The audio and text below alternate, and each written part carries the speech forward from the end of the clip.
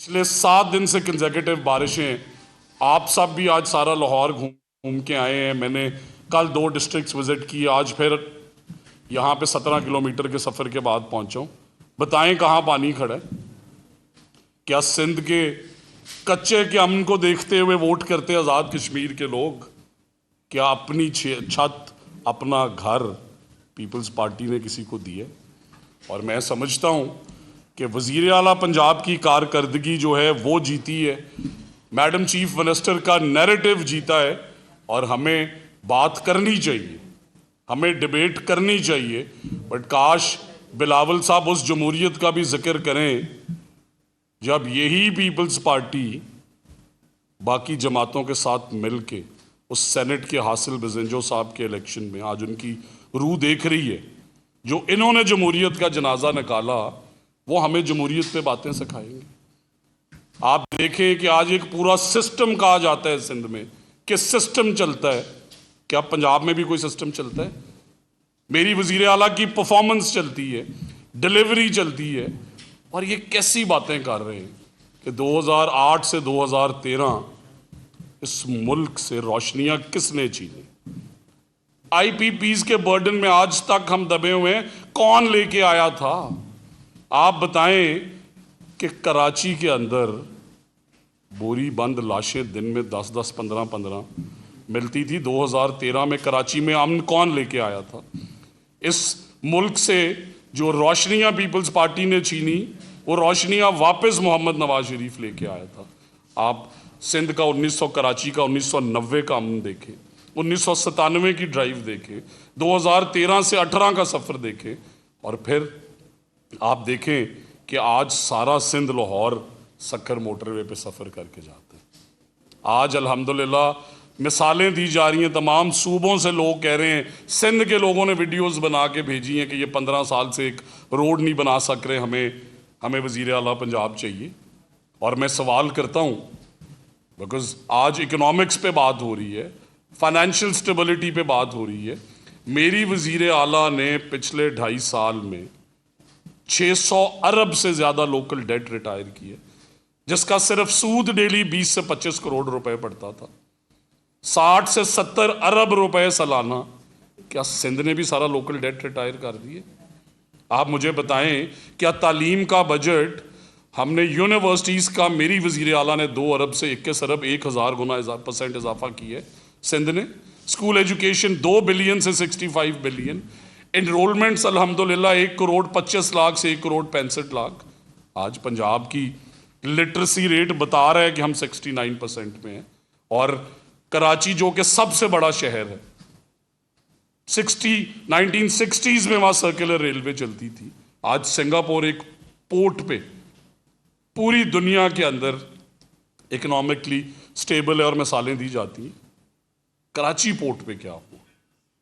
आप बताना चाहेंगे कि स्कूल एजुकेशन डिपार्टमेंट में आपने कितना बजट इंक्रीज किया?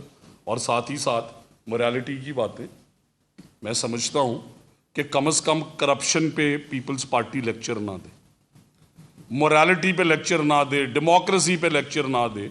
और बिलावल साहब, आप हमारे लिए मोहतरम हैं, बट 7 दिन से 200 से 300 मिलीमीटर बारिश,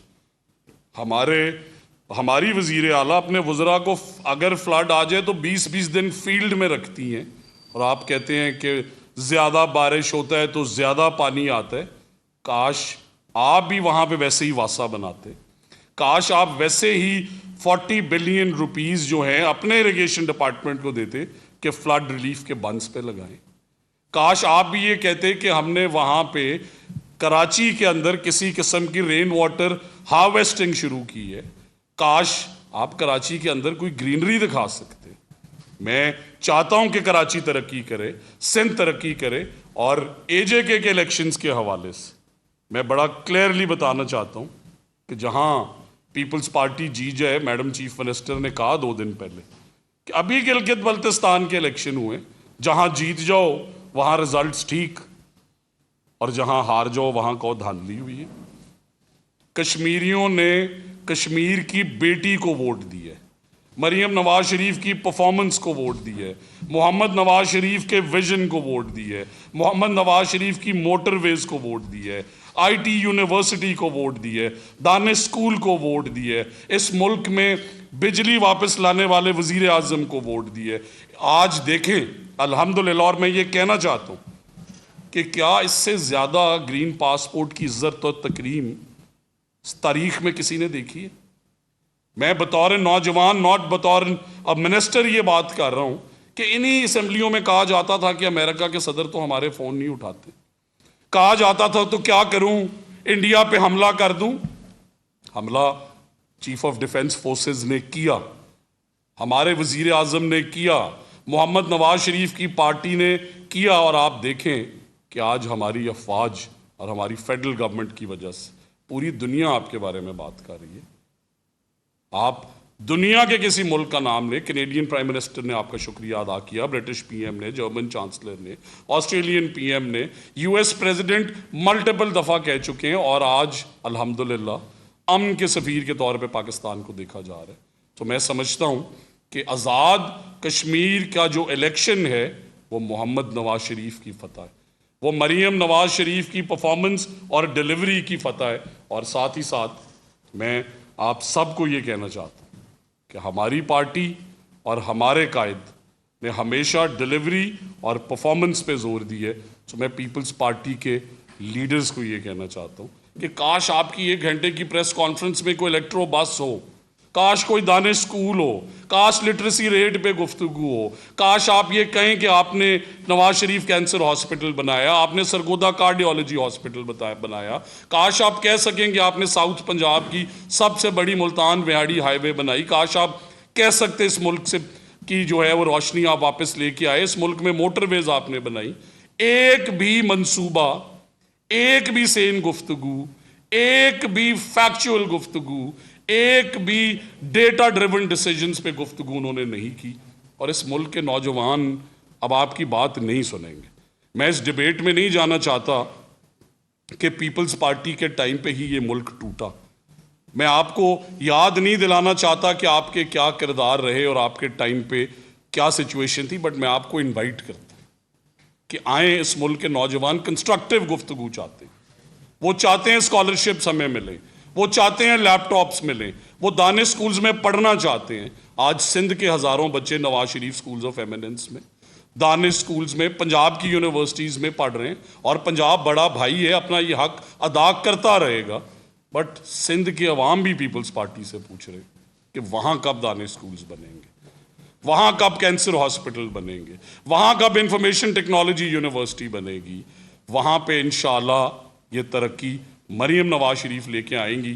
اور میں سمجھتا ہوں کہ وہ کھیلتا پنجاب ہو، وہ ستھرا پنجاب ہو، وہ پڑھا لکھا پنجاب ہو، وہ الیکٹرو بسز والا پنجاب ہو، وہ خواتین کی سیفٹی والا پنجاب ہو، وہ کرائم کنٹرول ڈپارٹمنٹ والا پنجاب ہو، وہ آپ کی بچیوں کی سیفٹی کے لیے ورکنگ وومن ہاسٹلز والا پنجاب ہو، وہ اپنی کھیت اپنا روزگار والا پنجاب ہو، وہ اپنی چھت اپنا گھر والا پنجاب ہو۔